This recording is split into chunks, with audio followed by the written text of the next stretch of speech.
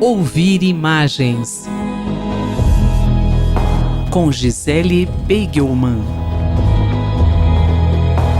Na manhã do dia 13 de agosto, fomos todos surpreendidos com a notícia do roubo da estátua de Ana Caçadora, que estava desde 1944 no Vale do Anhangabaú. Professora, como some uma estátua de 2 metros de altura sem ninguém se dar conta? Furto, na verdade, ocorreu no dia 19 de junho.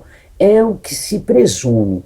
E eu digo que é o que se presume porque foi nesse dia que um técnico da segurança do Consórcio Central, que é responsável pelas obras de reurbanização do Anhangabaú, notou que a estátua havia sido furtada.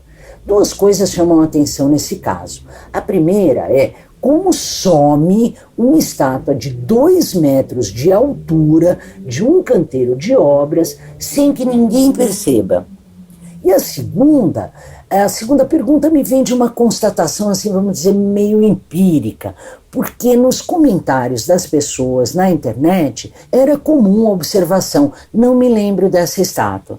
Ora, por que ninguém lembra da estátua? Ou melhor, como as obras de arte pública se tornam invisíveis? Esse caso lembra sua instalação no Museu da Cidade, a Chacina da Luz. Poderia comentar a sua instalação? Só para situar, essa instalação foca o conjunto de 8 esculturas que se encontravam no Lago Cruz de Malta, localizado no interior do Jardim da Luz, e que foram implantadas, na sua maioria, por volta de 1870. Elas foram derrubadas em 2016, num ato de pura depredação, e foram recolhidas pelo Departamento do Patrimônio Histórico da cidade de São Paulo na manhã seguinte e armazenadas na casa do administrador do parque. O boletim de ocorrência que registra o crime não acrescenta qualquer informação relevante a esse caso, porque não traz nem as motivações, nem detalhes sobre o horário ou o número de envolvidos. A instalação Chacina da Luz, que está no Solar da Marquesa de Santos até o dia 1º de setembro, recuperou a cena pós-crime exatamente como eu a encontrei no porão da casa do administrador do Jardim da Luz em 2018. O título da instalação, aliás, nasceu no momento em que eu vi as peças deitadas, como desabrigados, sobre um pedaço de feltro cinza, cobertas de pó e sofrendo os ataques do ambiente lúgubre e infestado de pombos e gatos. Uma cena digna de um massacre, com corpos esquartejados e cabeças decepadas. Esse ataque no Jardim da Luz e esse roubo no Anhangabaú, que ninguém sabe, ninguém viu, evidenciam na invisibilidade das obras a incipiência da noção do bem público como bem comum e do espaço urbano como território compartilhado. As tensões entre o direito à memória e o direito à cidade afloram aí como indicadoras da fragilidade das relações de pertencimento e cidadania. Eu termino citando o curador e professor da FAUSP, Agnaldo Farias, que escreveu sobre essa obra Chacina da Luz, mas eu aqui estendo as suas considerações aos inúmeros furtos e ataques que ocorrem na cidade de São Paulo. Ele diz: assim vão sendo executados os símbolos, seus corpos transformando-se em entulho, a memória coletiva se desfazendo pela violência de quem não se reconhece nela. Uma cegueira que é alimentada pela falta de diálogo e de respeito ao outro. Mais informações sobre esse caso e sobre a Chacina da Luz você encontra em www.desvirtual.com. Eu fico por aqui e até a próxima. A professora Gisele Beigelman conversou comigo, Leila Kiyomura, para a Rádio USP. Ouvir imagens com Gisele Beigelman.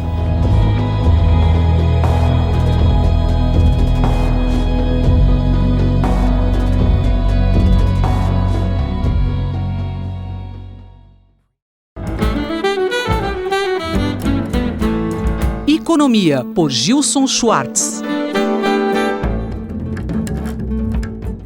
Professor Gilson Schwartz, o que falar sobre essa crise, essa recessão global? A crise global voltou às manchetes, preocupando todo mundo, derrubando as bolsas. O fato é que 10 anos depois da crise de 2008, 2019 não promete. Ao contrário, parece que os problemas se agravaram. Ao longo da crise houve uma maior concentração de renda e de poder, nacionalismo exacerbado. A gente vê com essa emergência do Trump, o Brexit, com a Inglaterra se descolando da União Europeia, a China e os Estados Unidos e a Rússia, grandes potências, já colocando a mão no coldre, ameaçando retomar a corrida nuclear armamentista, uma desigualdade enorme que leva massas a migrarem, atravessando o Mediterrâneo, fugindo também na América Latina, na África, na Ásia. Ou seja, depois de anos em que houve praticamente uma louvação diária à globalização, aquilo tudo se revela praticamente como um castelo de cartas. Fatores econômicos, basicamente, o que a gente pode resumir é que, após a crise, em vez de ocorrer, de fato, uma democratização de oportunidades, houve uma concentração ainda maior de renda e os governos que fizeram de tudo para evitar o aprofundamento da crise, parece que jogaram apenas água na fervura. A população não foi beneficiada e agora o que se tem são populismos que prometem o paraíso exatamente no momento em que a gente desce aos infernos. Professor, e quais medidas podem ser tomadas para tentar resolver esse problema? Bom, comentei há 2 semanas aqui na nossa Rádio USP, já vinha comentando, que as reduções de juros, num contexto como esse, são praticamente inócuas. Os Estados Unidos reduziram os juros, na Europa também se toma medidas para dar mais liquidez, dar mais crédito. No Brasil, finalmente reduziram um pouco os juros, já dizendo que tem que reduzir mais. Agora, o que adianta você fazer uma redução gradual, lenta e gradual dos juros, como é o caso aqui no Brasil, quando a crise tem esse tamanho sem precedentes? O resultado é que você continua oferecendo um rendimento financeiro às elites que concentram capital financeiro, especulativo, então o juro vai caindo muito devagar e a crise se aprofunda. Quando se aprofunda, vem então medidas de emergência, como por exemplo, torrar dólares. Vamos evitar que a temperatura suba ainda mais, jogando água no termômetro. O fato é que está faltando uma discussão sobre a tal da ordem internacional e nos países, tanto centrais quanto periféricos, o enfrentamento da questão central. Não existe capitalismo sem crescimento e sem investimento. Jogar apenas mais liquidez, reduzir juros aos pouquinhos, fazer um pouco de política populista. Aí na Argentina, o grande defensor de medidas liberais, congela preços de combustível e aumenta o salário, tudo isso apenas para enganar, para causar um pouco de alívio num processo que é estrutural, de aumento da concentração e redução da democratização. Sem um novo modelo para o capitalismo, vai ser difícil escapar de uma nova e brutal recessão mundial. Semana que vem a gente volta comentando as tendências da economia, da política e da tecnologia no Brasil e no mundo. Eu sou Sandra Capomatto, ouvi o professor Gilson Schwartz. Economia, por Gilson Schwartz.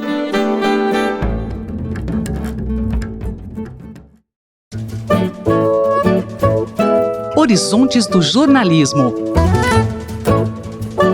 por Carlos Eduardo Lins da Silva.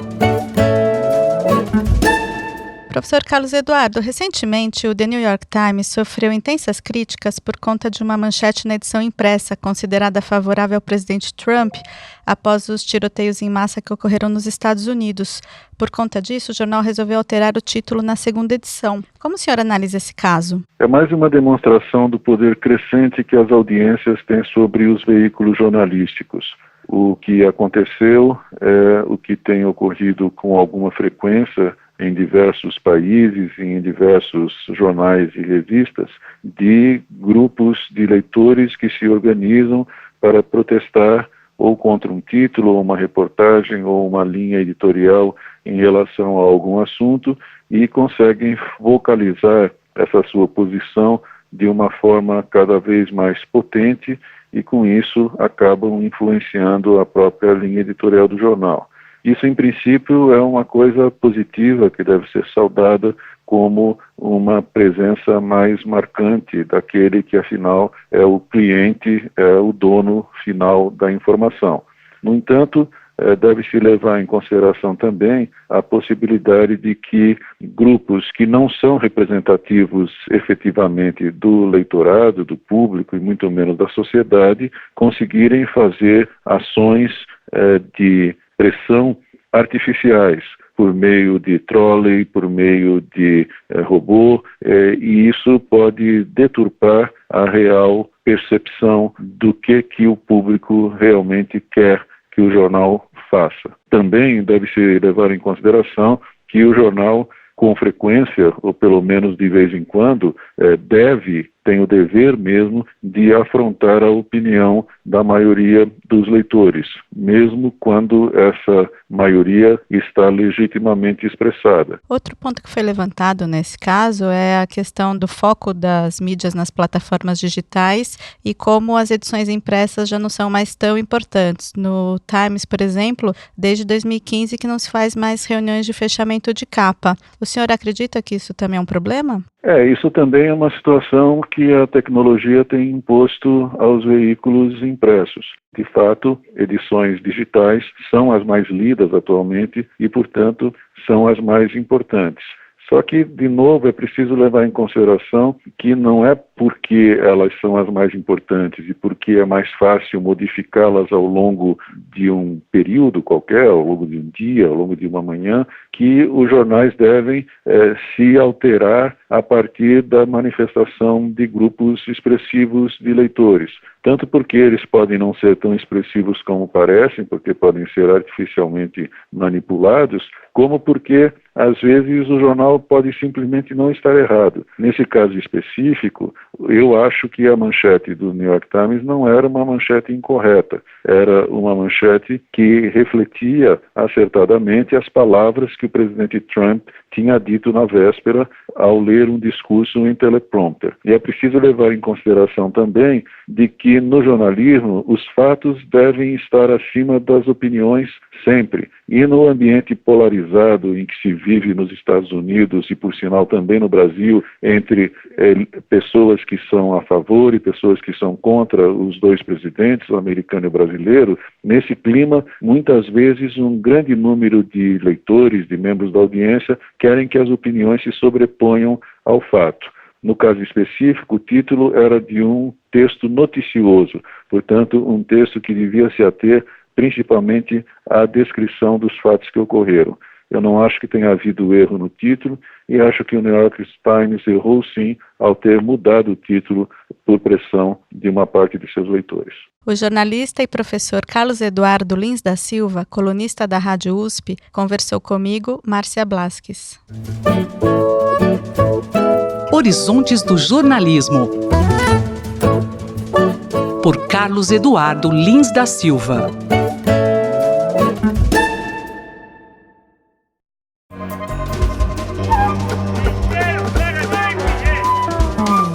Saúde e Meio Ambiente, por Paulo Saldiva.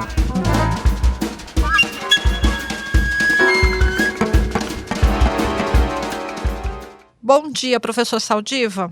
De acordo com dados da Organização Pan-Americana de Saúde, cerca de 800 mil pessoas morrem por suicídio todos os anos e que entre jovens de 15 a 29 anos é a segunda principal causa de morte. Este é um dado trágico, não é mesmo, professor? Olá, Cinderela. Olá, ouvintes da Rádio USP. É um prazer estar falando com vocês. Bom, o tema hoje é um pouco doloroso, que é a saúde mental nas grandes cidades, e eu vou usar como marcador os suicídios. Uma análise que nós estamos fazendo aqui na Faculdade de Medicina, analisando dados secundários de mortes, os dados de mortalidade, ele mostra que o suicídio vem aumentando continuamente nos últimos 10 anos. Para algumas faixas etárias, o número se mantém, a taxa se mantém, mas esse aumento se deve às duas pontas da história. Suicídio de pessoas abaixo de 20 anos e acima de 70.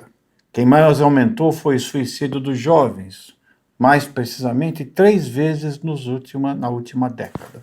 E a gente não sabe exatamente porquê, mas toda vez que aumenta o tamanho da cidade, isso é um fenômeno geral, mas quanto maior a cidade, maior a taxa ajustada de suicídios. Nos idosos, presumivelmente elas estão associadas com a solidão, com a perda das suas relações, das suas ligações com o mundo, que muda cada vez mais.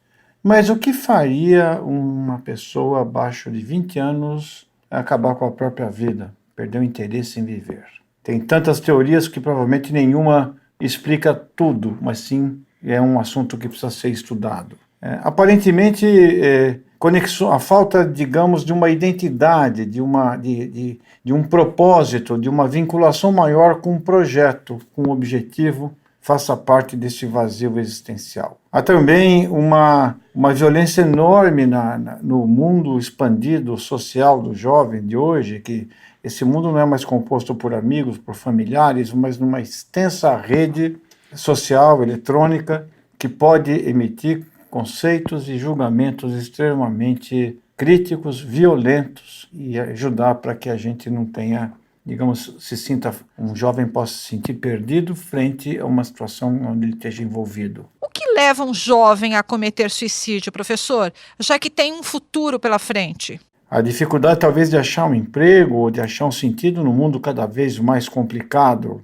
Talvez também a gente tem que estudar isso no espaço, mas as evidências que você tem é que ele acontece mais em regiões onde os níveis socioeconômicos são menos favoráveis. Bom, essa é a pergunta que fica e para a qual talvez a gente possa, na universidade, procurar formular respostas. Mas acho que também devemos pensar um pouco de como estruturar a nossa cidade de tal forma que as pessoas não se sentissem tão sós, ou tão criticadas, ou tão desprovidas de um sentido, num mundo que a única constante talvez seja permanente mudança. E talvez nessa mudança não sobre espaço para o afeto, para a compreensão, para o amparo, e se crie espaço para desesperança. Vamos pensar nisso, gente, vamos tentar entender melhor como acontece e como podemos prevenir essa situação. Um abraço e até a próxima. Tudo de bom. Eu sou Cinderela Caldeira e conversei com o professor Paulo Saldiva para a Rádio USP. Voltamos na próxima semana.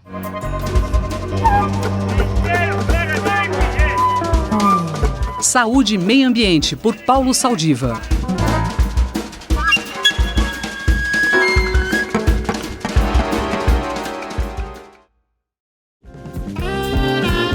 Corpo e Movimento, por José Carlos Fará.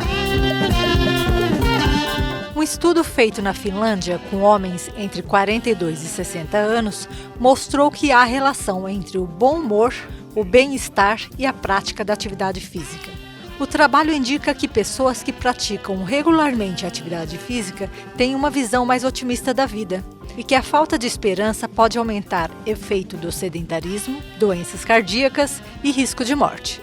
Os resultados deste trabalho mostraram que aqueles que não praticavam atividade física tinham 40% mais chances de se sentirem desesperançosos, quando estes foram comparados àqueles que se exercitavam pelo menos 2 horas e meia por semana. O tema é bem interessante, ouvinte. Vamos ouvir mais detalhes sobre esse estudo? Olá, ouvintes. Falaremos hoje sobre um artigo muito interessante que foi publicado numa revista da Finlândia que relaciona uma visão otimista da vida e a prática da atividade física. É fato que coisas ruins acontecem com todo mundo, não importa se somos otimistas ou pessimistas. Infelizmente, uma tragédia, uma morte em família, desemprego, a violência, todos estamos sujeitos a essas situações. Mas o otimismo pode ajudar a se refazer dessas situações mais facilmente, até rapidamente.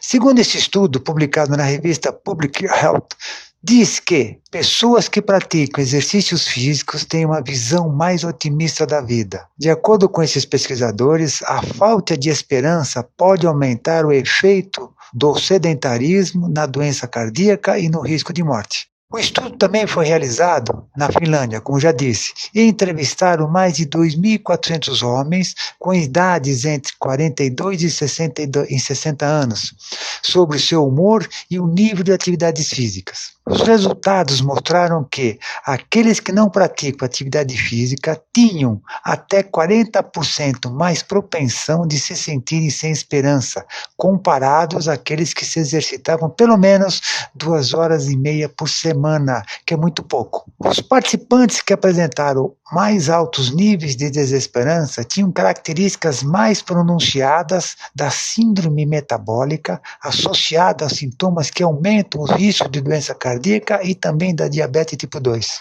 Mesmo levando em consideração fatores como depressão, idade, tabagismo, status econômico e outros fatores muito relevantes, a correlação entre os níveis de atividade física e o sentimento de esperança permaneceu bastante significativo. Ou seja, os resultados indicam que ser fisicamente ativo pode ajudar a melhorar ou a proteger contra sentimentos de desespero e todas as suas consequências advindas dele, como até a depressão.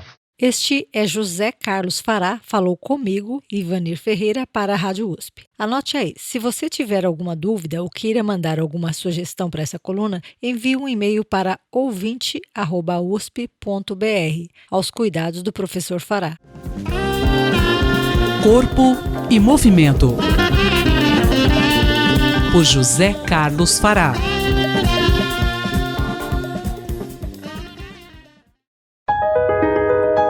Observatório da Inovação, com Glauco Arbix.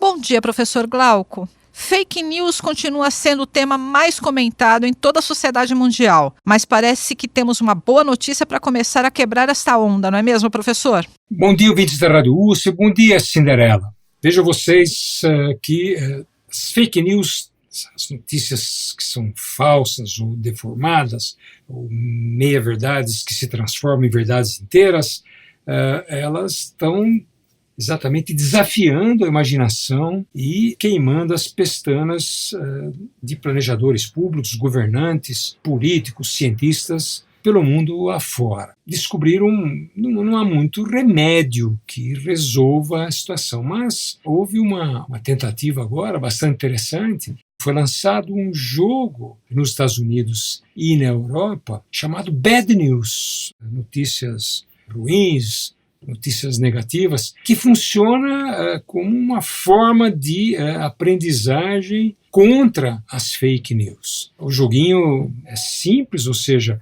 se você pretende manter a sua credibilidade, a sua reputação, você precisa, antes de divulgar uma notícia falsa, antes de divulgar, de repassar um vídeo ou uma fotografia deformada, você precisa checar as suas fontes, você precisa confirmar se aquelas notícias são verdadeiras, e a partir do momento que você faz isso, você acaba ganhando pontos. Então o joguinho, na verdade, ele ajuda as pessoas a descobrir caminhos para cortar, interromper essas verdadeiras correntes que se formam de desinformação. O joguinho Bad News, que é mais interessante, foi avaliado por cientistas da Universidade de Cambridge, na Inglaterra. É uma das principais universidades do mundo.